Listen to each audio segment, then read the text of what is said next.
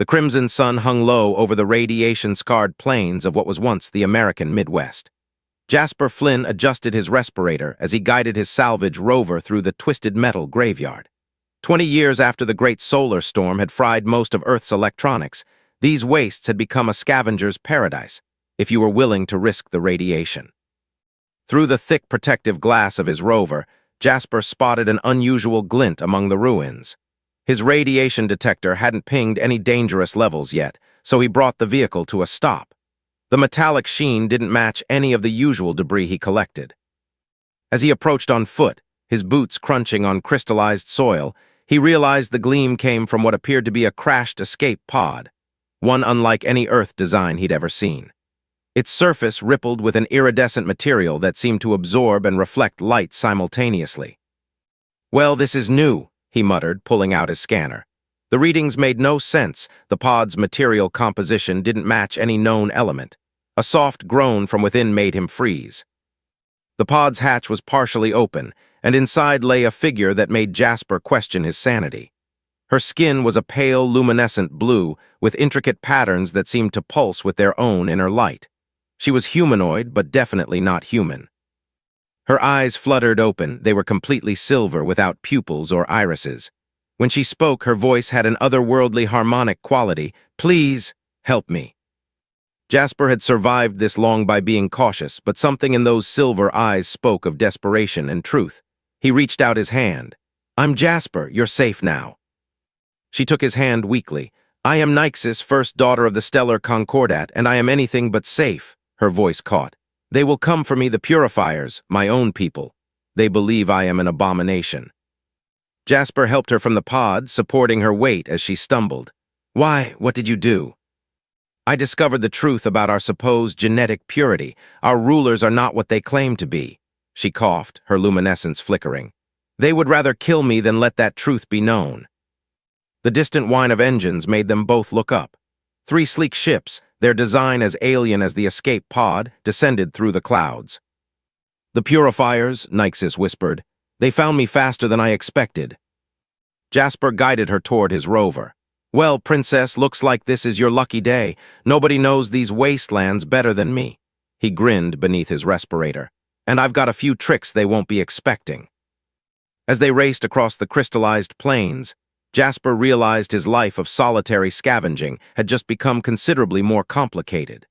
But looking at the determined set of Nyxis's jaw as she gripped the rover's dashboard, he knew he wouldn't have it any other way.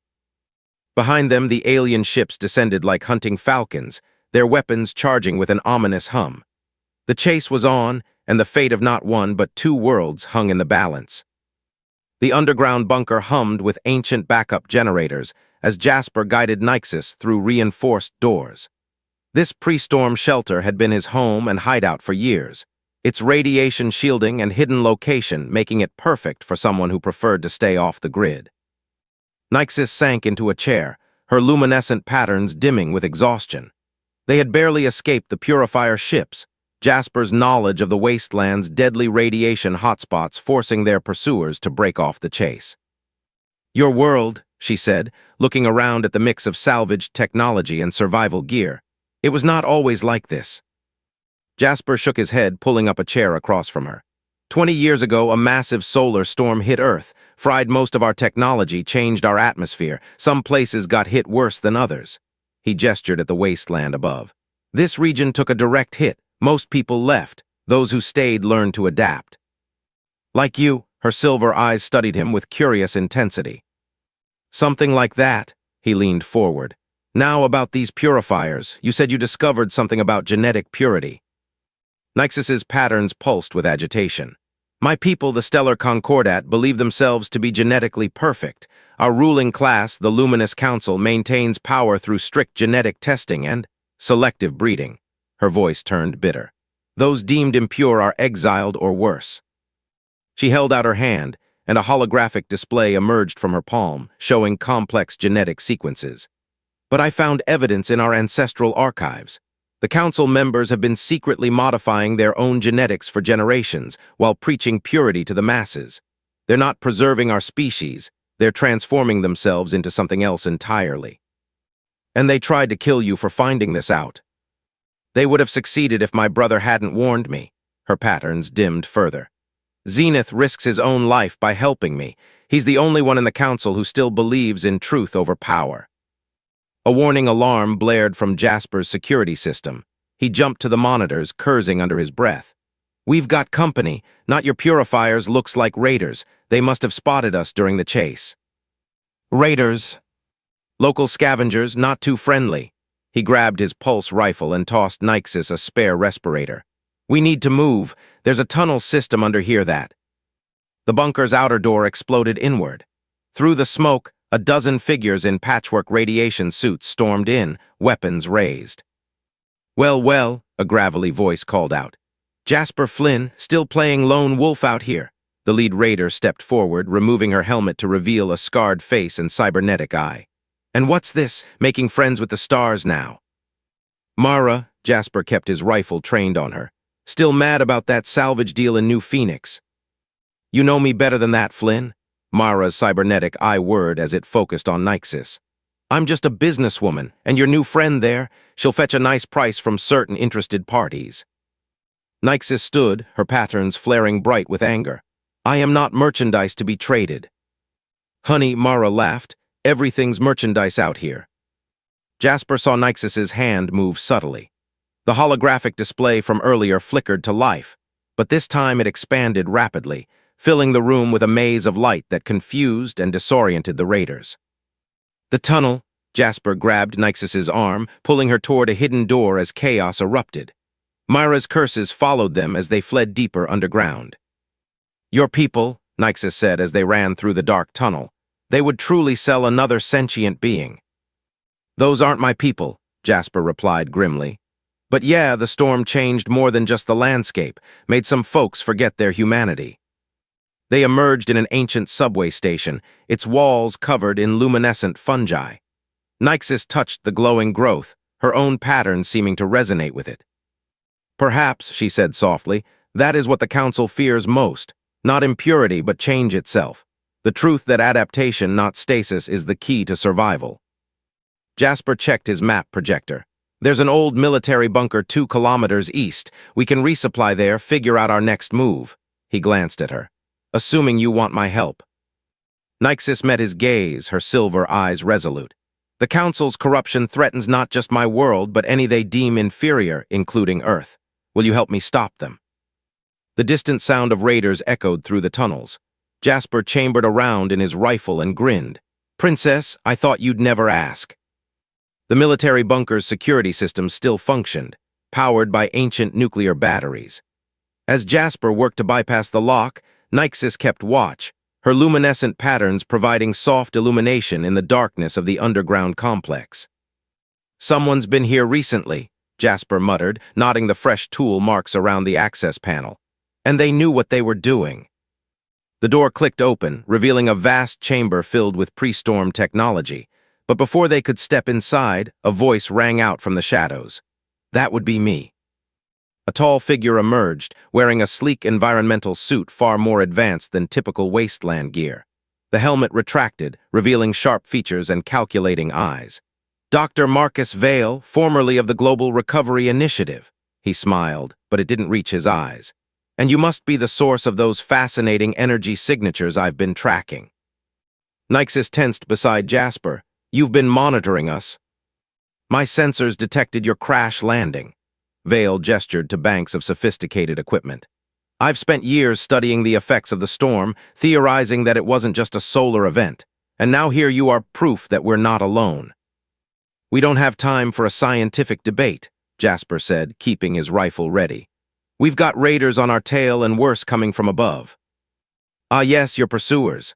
Vale walked to a display screen showing multiple radar contacts. "Quite persistent, aren't they? But perhaps we can help each other. I have resources, security, you have knowledge I need."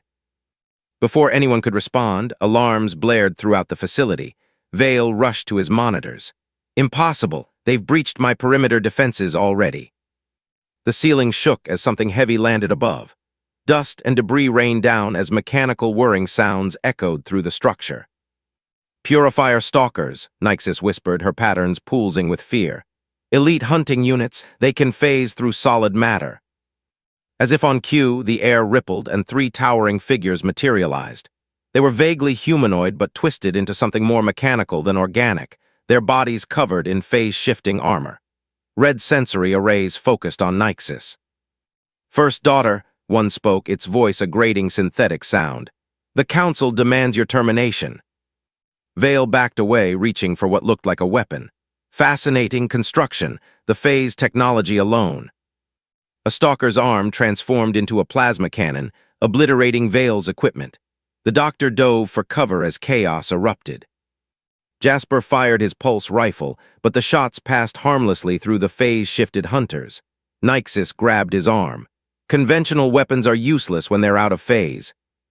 "The power systems," Vale shouted from behind a fallen console. "If we overload them, the electromagnetic pulse might disrupt their phase technology." Jasper nodded to Nyxis. "Cover me!" He sprinted toward the bunker's main power junction as the stalkers advanced. Nyxis raised her hands, creating holographic duplicates of herself that confused their targeting systems. Vale emerged with what looked like a cobbled-together energy weapon. "The storm changed everything we thought we knew about physics. Let's see how your advanced technology handles a little earthly chaos." He fired, sending arcs of radiation-charged particles through the air. The blast caught one stalker as it began to phase, causing its systems to malfunction. It flickered between solid and immaterial states, screeching in electronic agony. Jasper reached the power controls and began overloading the systems. Warning lights flashed as energy levels spiked beyond safety limits. "Everyone down." The explosion of electromagnetic energy filled the chamber with blinding light. When it faded, the stalkers lay twitching on the ground, their phase technology temporarily disabled. But they were already beginning to recover. Vale's makeshift weapon had overloaded, and Jasper's rifle was drained. "This way," Nyxis called, having found a maintenance shaft. "The radiation levels above are too high for them to follow without their phase protection." They climbed rapidly, emerging into the wasteland's perpetual red twilight. Behind them, inhuman sounds echoed from the bunker as the stalkers resumed their hunt. "Nice trick with the radiation weapon," Jasper said to Vale as they ran. "Want to explain how you managed that?" Vale's expression was grim. "The storm didn't just damage our world, it changed the fundamental rules. I've learned to harness that change." He glanced at Nyxis. "Just as I suspect your council has been trying to change your people's very nature." "They're destroying everything we were meant to be," Nyxis said. "And now they'll notify the entire Concordat. Nowhere in civilized space will be safe." Jasper helped her over a crystallized ridge. "Good thing Earth left civilized behind a long time ago, but we're going to need help." He turned to Vale. "Doc, how'd you like to help save two worlds?" Vale smiled, this time genuinely. "My research has always been about finding hope in catastrophe. I'm in." They paused at the ridge's peak, looking back as three more purifier ships descended toward the bunker. The hunt was intensifying, but now they had a scientist's knowledge to add to their resources.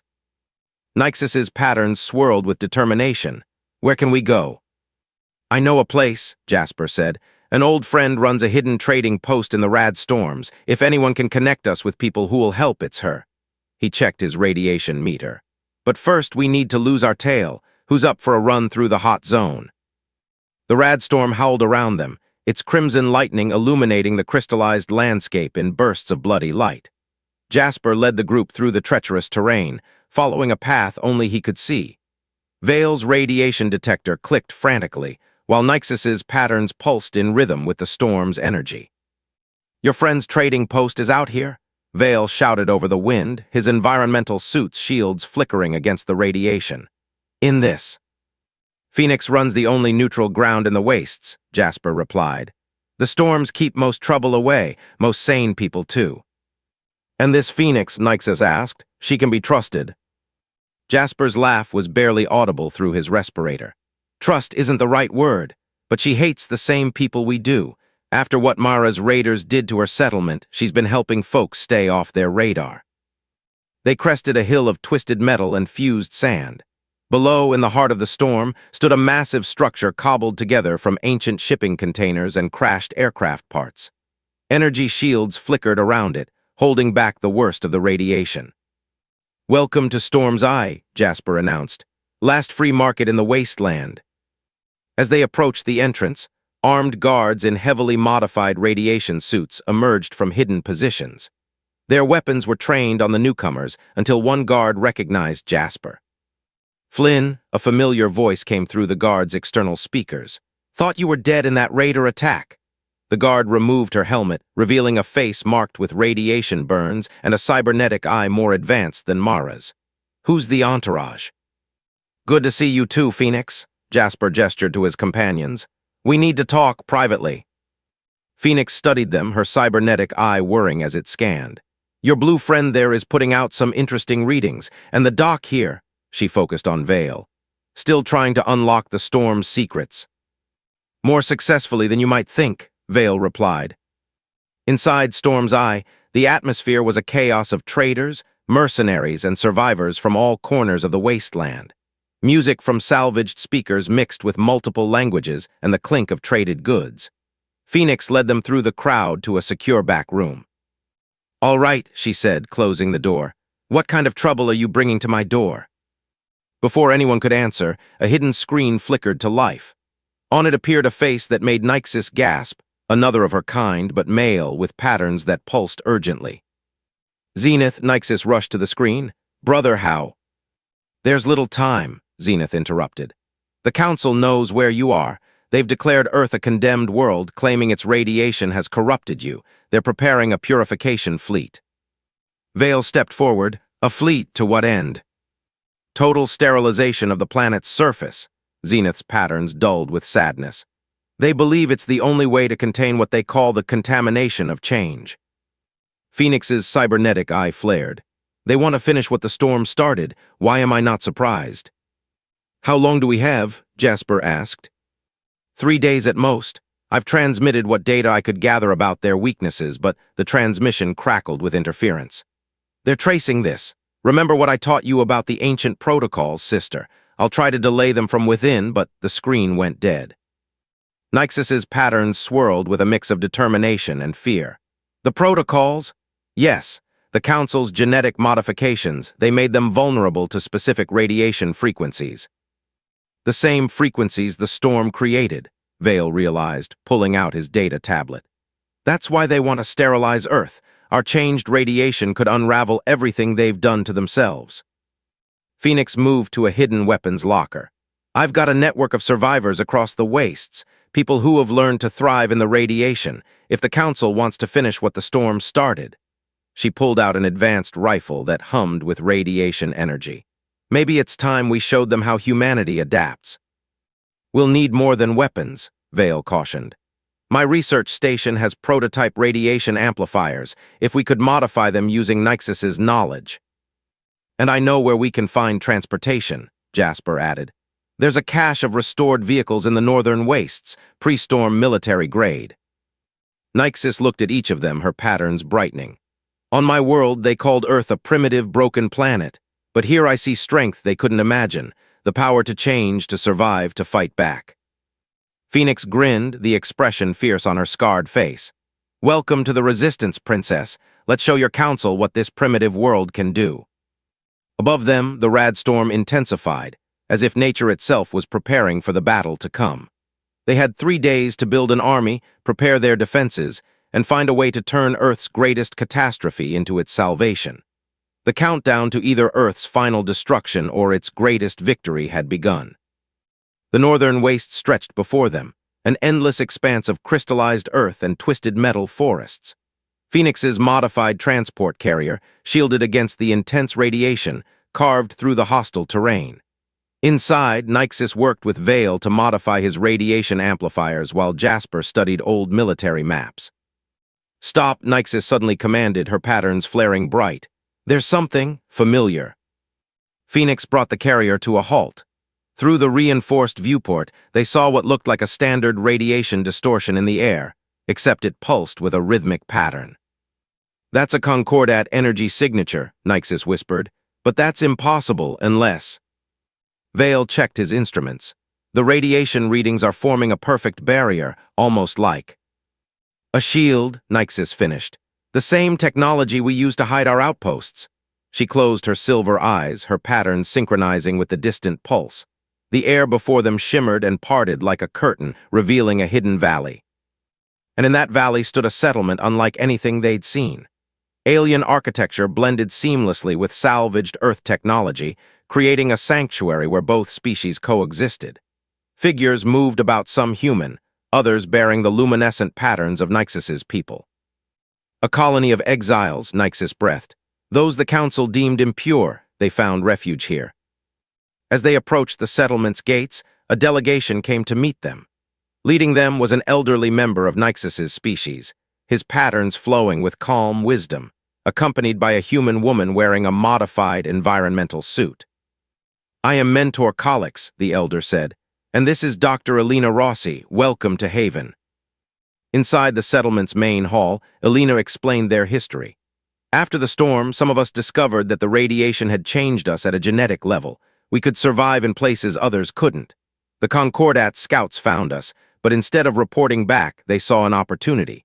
A place where those fleeing the Council's genetic purges could find sanctuary. We've been monitoring the Council's communications," Codex added. "We know of their plans for Earth, and we know of your discovery, First Daughter." He bowed slightly to Nyxus. "Your brother Zenith has been our secret ally for years." Phoenix studied the settlement's defenses through her cybernetic eye. "You've got quite the setup here, but can it withstand a purification fleet?" "Better than that," Elena smiled. "We've been preparing for this possibility since Haven's founding. Dr. Vale, your research on harnessing the storm's energy, we've been doing something similar." She led them to a vast underground chamber filled with hybrid technology. At its center stood a massive device, part Earth electronics, part Concordat engineering. "The Harmony Core," Codex explained. "It doesn't just shield against radiation, it can redirect and amplify it, with your amplifiers and Nyxus's knowledge of Council genetics. We could turn their own weapons against them," Vale finished, examining the device with growing excitement. "Not just defend Earth, but force them to confront the truth they've been running from." Nyxus touched the core, her patterns interacting with its energy field. "All this time I thought I was alone in seeing the Council's corruption, but here—" "You were never alone, First Daughter," Codex said softly. "Change cannot be stopped, only guided. The Council fears this truth, but here we embrace it, humans and Concordat growing stronger together." "Incoming transmission," Elena announced as screens lit up around them. Zenith's face appeared, his patterns urgent. "Sister, the fleet launches early. They know about Haven. You have less than a day to prepare." His image flickered. "But you should also know the Council's modifications are reaching critical instability. Their fear of change, of impurity. It's driving them to make desperate choices. They're losing control of their own evolution." As the transmission ended, the group shared determined looks. Phoenix checked her weapons. "Well, looks like we're about to have ourselves a proper revolution." "More than that," Jasper said, watching humans and aliens working together throughout Haven. "We're about to show the Council what real adaptation looks like." Vale and Elena were already modifying the Harmony Core, while Codex gathered Haven's defenders. In the valley above, the eternal rad storm seemed to intensify, as if nature itself was preparing for the coming battle. Nyxus stood at a viewport, watching the red lightning dance across the sky. "My whole life they taught us that genetic purity was strength, but true strength." She looked at her unlikely allies, the scavenger, the scientist, the trader, and the exiles who had built this hidden world. "True strength is in how we change, how we grow, how we come together." The warning klaxons began to sound. On every screen, multiple ships appeared entering Earth's atmosphere. The Council's purification fleet had arrived early. Their time was up. The final battle for Earth's future and the future of both species was about to begin.